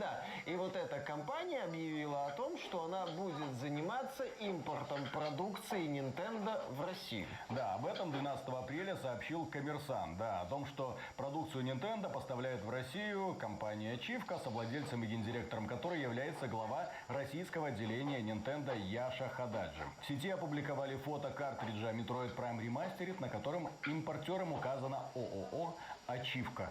И, естественно, на это обратили внимание западные СМИ, которые сказали, что Nintendo, работаешь с Россией, да нельзя так. На что Nintendo сказала, нет, Nintendo в России не работает. Это все вот какие-то вот сторонние компании. За их действия мы не несем никакой ответственности. Это все злая, это Путин. Вот параллельный импорт, да, они вот это придумали, они этим пользуются. Мы просто жертвы. Касается это компания Ачивка, ну, мы должны выполнять свои гарантийные обязательства, извините, пожалуйста, перед пользователями. Мы же им продали эти игры, консоли. Если у них что-то поломается, мы должны прийти им на помощь. В общем, для тех людей, которые искренне верили, что санкции прям настолько железные, что ничто не пройдет, не проскочит, блин, бизнес всегда находит лазейку. Политика всегда ставит какие-то препятствия, а ушлые бизнесмены их обходят. Это прикольно. А в случае с санкциями, когда какой-то компании, крупной компании, запрещают работать на каком-то крупном рынке, компания создает компанию-прокладку, одну, вторую, третью, так, чтобы следы потерялись, и продолжает вести свой бизнес. Блин, так было всегда, было, есть и будет. И пусть ребята из Еврогеймера, которые обратились к Nintendo за разъяснениями, умоются. По-другому, к сожалению, не будет. Да, то, что компания Ачивка будет работать в России и ввозить продукцию Nintendo, это хорошая новость. Ребята молодцы, что так работают. Следующая новость. Российские фанаты Total War собрали переводчиков, чтобы делать русскую локализацию игр серий. Ну да, это круто.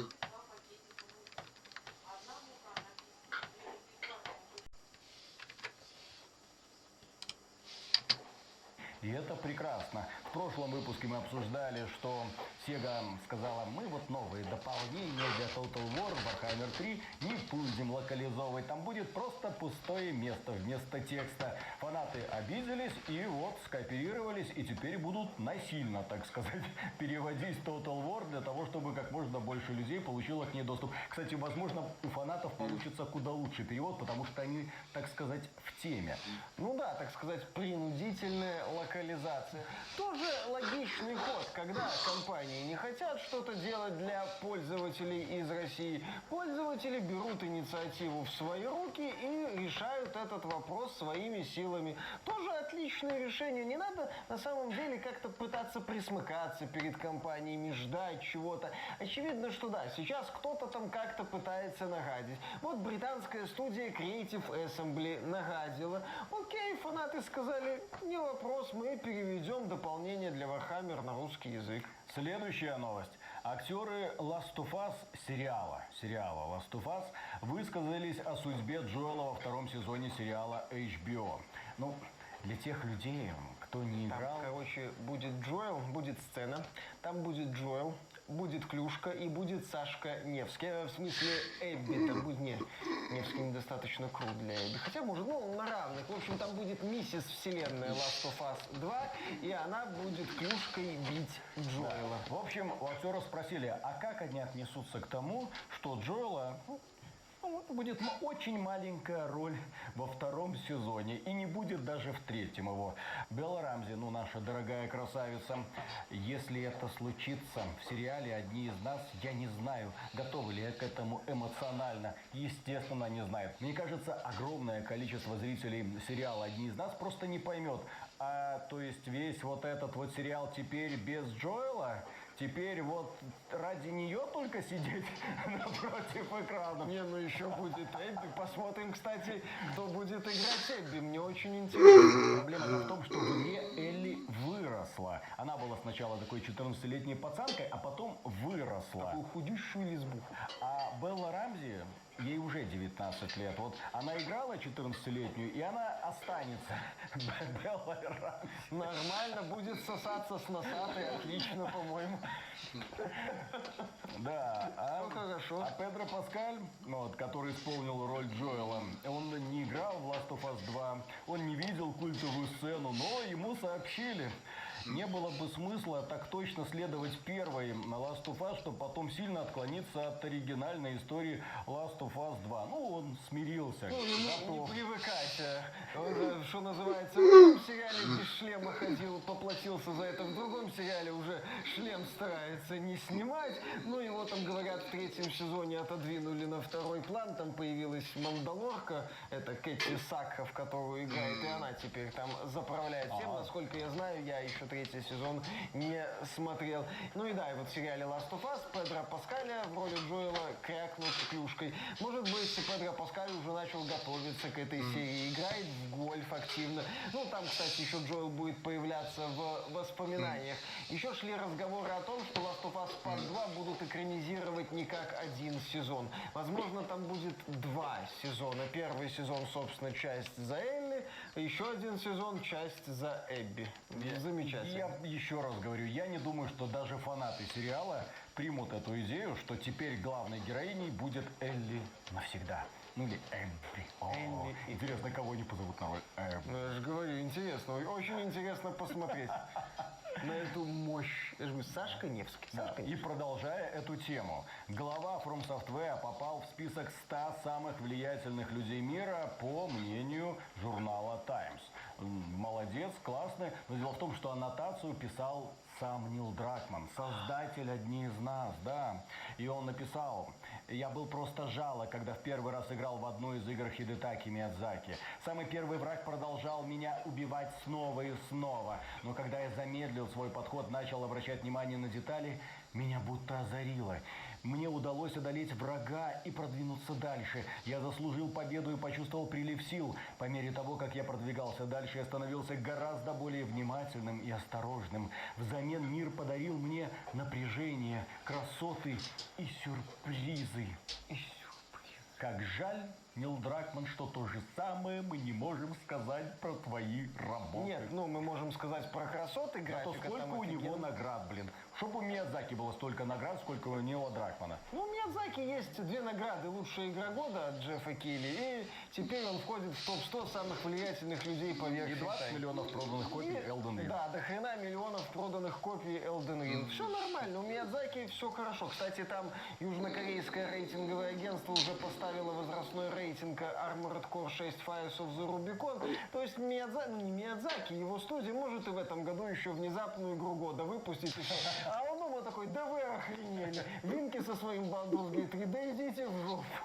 Dragon Age Dreadwolf выйдет. Зачем? Зачем Dragon Age Dreadwolf выходить? Зачем Dragon Age Dreadwolf существует? Зачем нужна миру современная BioWare? Ладно, так. И последняя новость в этом выпуске про космос. Но не про Starfield. Про разборки в космосе и воровство огромного количества И денег. мы сейчас не про разработку Star Citizen. Нет. Игрок EVE Online украл эквивалент 22 тысяч долларов. Крупнейшее ограбление в истории игры прошло на удивление гладко. Кто не знаком с EVE Online, это такая массовая онлайновая ролевая игра, где экономика, так сказать, свободная. Это вообще-то симулятор таблиц Excel, как говорят некоторые языки, да и, в общем-то, некоторые фанаты с этим не спорят. Там же будет или уже есть интеграция с Excel. Ее анонсировали. Сами разработчики. Да, то есть это как бы все Не как шутка, не шутка. Да, они нашли, так сказать, друг друга. В общем, да, это очень такая специфическая ММО с какой-то своей экономикой, Но дело в том, что разборками и тогда так далее. все имеет свою цену, в том числе в долларах. Все покупается и продается. Потому что если тебя убивают, ну то есть если твой космический кораблик уничтожают, то ты теряешь, в общем-то, все, что было на этом самом кораблике. И, естественно, люди объединяются в кланы, там ведутся войны, какие-то подковерные интриги, кто кого одолеет. Начинаются какие-нибудь сражения с участием кучи каких-то космических кораблей. И в результате этих сражений сгорают сотни тысяч долларов, просто уничтожаются. Их никто не восстановит и никак. Сами разработчики особо крупным сражениям оставляют памятники в соответствующих звездных системах. И тут случилось вообще ограбление тихое, без всякой такой подковерной практически интриги. Просто человек увидел возможность, воспользовался и забрал, эквивалент 22 тысяч долларов. А как он это сделал? Человек с ником Flamehill сообщником использовали чистые аккаунты без истории, чтобы внедриться в одну из корпораций, где руководство было малоактивным. После одобрения заявки на вступление он перебросил на чистый аккаунт пакет акций, примерно 1000 штук, чтобы они с сообщником могли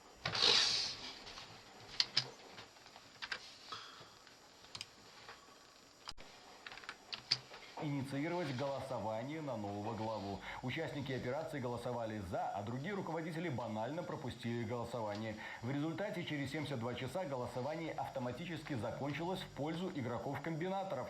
И Флэм Хилл в один момент стал генеральным директором корпорации, отстранил остальных руководителей и начал опустошать казну. Таким образом, игрокам достался эквивалент 22 тысяч В долларов. общем, на Уолл-стрит эти ребята бы не затерялись. Естественно, можно продолжить свою карьеру именно там.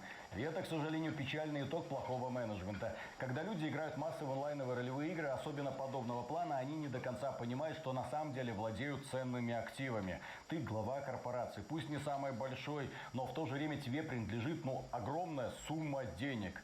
В рамках игры это огромная сумма денег. А если вывести эти деньги за рамки игры, все равно получается, нужно как-то это оберегать, и корпорация должна идти к какой-то цели. А тут приходят ребята со стороны такие... Где-то натырили акции, где-то они ими закупились, очевидно, по дешевке, пришли, захватили и разграбили. Не надо так. Кстати, такая же схема примерно. Возможно, не только в играх, но и в реальной жизни. Я же говорю, на Уолл-стрит ребята бы себя нашли. И на этом, дорогие друзья, у нас все. Прошу прощения за то, что у меня в итоге там сорвался голос, но можете поддержать этот ролик лайком, подписывайтесь на канал, надеюсь, выкарабкаюсь побыстрее, и выражаем преомега-громаднейшую благодарность людям, которые нас поддерживают на стримах, которые становятся нашими спонсорами через Бусти, через Спонсору или напрямую через ютубчик. Друзья, работаем дальше, несмотря ни на что, хоть сиплым голосом все равно будем говорить. Никуда вы от нас не денетесь. Каждый день новости.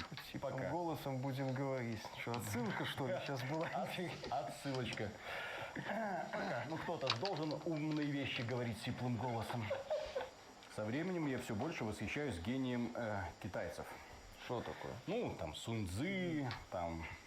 Можно просто сидеть на берегу реки, ждать, когда там проплывет твой враг, не начиная войну, если не видишь в этом никакой выгоды и так далее, и так далее. То есть очень много таких вот мудрых изречений. И продолжая эту тему, у нас же недавно случился конфликт с сервисом Плати.ру, точнее с магазином Magic Codes, которые продали мне код. Как продали? Продали, я купил у них подарок в Steam, они мне его прислали, потом забрали, потом снова вернули, но тем не менее осадочек остался, я оставил негативный комментарий, после этого началась перепалка с продавцом, который начал угрожать: если вы не измените комментарий на положительный, мы его, во-первых, удалим, во-вторых, мы вас добавим в черный список, а информацию о вас разнесем всем остальным продавцам, чтобы с вами никто и никогда больше не связывался. Меня эта ситуация позабавила больше, о чем я, в общем-то, рассказал вам, дорогие друзья, в нашем прошлом подкасте. Но история получила продолжение. Про того китайца, который сидит на берегу реки и просто ждет, как мимо проплывет труп его врага. В данном случае, слава богу, обошлось без жертв, без лишних жертв.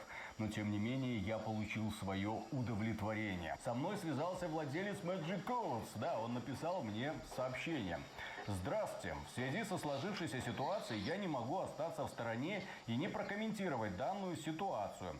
Я владелец аккаунта Magic Codes на торговой площадке Плати.ру. Мой сотрудник, который выполняет заказы и ведет диалоги в чатах покупки, повел себя по отношению к клиенту крайне неэтично, за что был наказан и отстранен от ведения диалога в чате с клиентами. Да, потом много-много. Окей, не мог победить. Теперь мне даю все сегодня сказать, что другому попадем. Полдарницким. У меня против этот сейчас. Хизайдинским потесим. Всяких букв, понимаете, в чем проблема? За каждый негативный отзыв наши сотрудники, несут персональную ответственность. Я так подумал, теперь понятно, почему данный конкретный продавец был так конкретно настойчив. Но в то же время нужно понимать, что клиент всегда в приоритете. Клиент имеет полное право оставить негативный отзыв. И последнее, что нужно делать представителю данного магазина, это начинать угрожать. Как только вы начинаете угрожать, как только вы начинаете давить, вы вызываете ответную, естественную реакцию. Вероятно, кто-то когда-то, которому угрожали черным списком, и поддавался.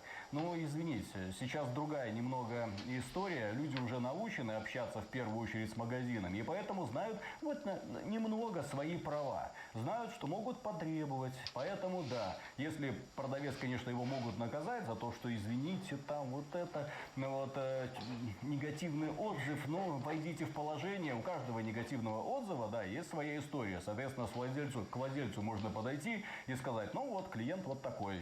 Владелец магазина сказал, ну да, я вижу, что ты в данном случае прав, я не буду на тебя вешать этот штраф или что бы там ни было. И можно было спокойно разойтись. Вот. Естественно, я осуждаю такие методы и провел профилактическую беседу со всем персоналом. О подобных случаях больше не повторится. Ваш аккаунт не был добавлен в черный список, и тем более никто не передавал ваши данные другим продавцам, так как это конфиденциальная информация. От себя лично хотел бы извиниться перед вами за сложившуюся ситуацию, сделать полный возврат средств и предоставить скидочный промокод и 10% на любые 3 товара. Я от скидки отказался, я посчитал, что главная эта моя мысль была в том, что нельзя ни в коем случае давить на клиентов и тем более обещать, что если ты не исправишь отзыв, то я тебя в черный список добавлю. Там были некоторые люди, которые говорили, что я повел себя неправильно.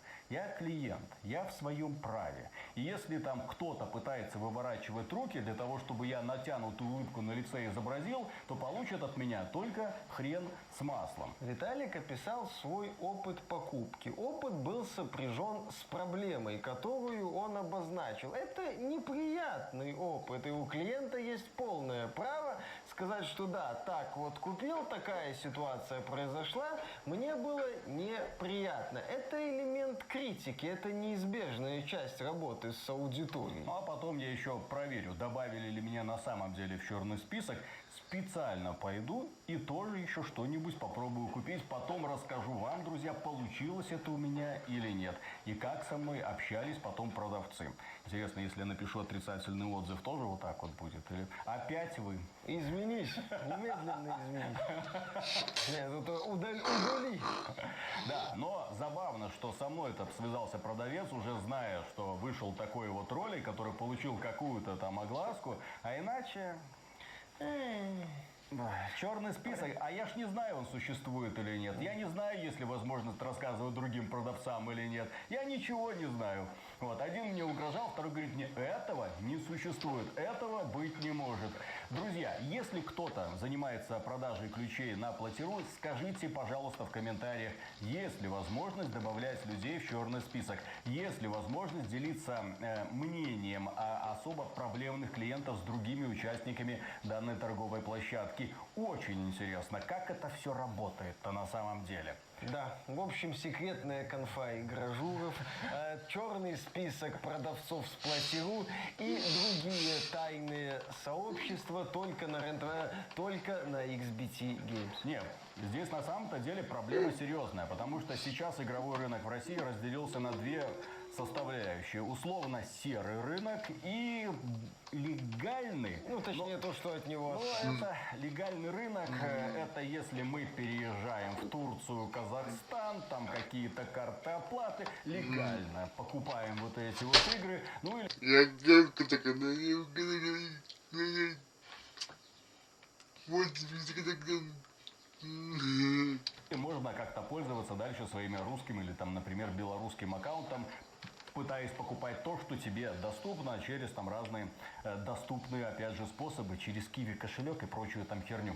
Вот, просто если у тебя такой выбор, или ты пользуешься таким вот легальным способом, или серым рынком, то, естественно, теперь нужно особое внимание обращать на участников серого рынка. Кто из них достоин внимания, кто из них может тебя обуть. И если какие-то торговые площадки позволяют себе обувать клиентов, а люди-то не знают, кто вам про это рассказывает. Кто вам про это рассказывает? Где вы в комментариях, в отзывах про это можете прочитать? На каких игровых сайтах про это пишут? Да никто не пишет, потому что, как-то это в стороне. Поэтому, кстати, эту тему можно было бы поднять. Мне там некоторые люди уже писали про некоторые торговые площадки, которые тоже удаляют комментарии, тоже там добавляют людей в черный список. Так что есть чем заняться в свободное время команде AXBT Games. Поехали. Оставляйте комментарии. Если что, кстати, да, пишите свои личные истории в ВК или в телегу. Ссылочки есть в описании. Потому что тема мне показалась очень интересной. Ну да, мы начинаем. Раз, два, три. Фу. Посмотрите, все вот это посмотрите, все удовольствие. Ну, пока.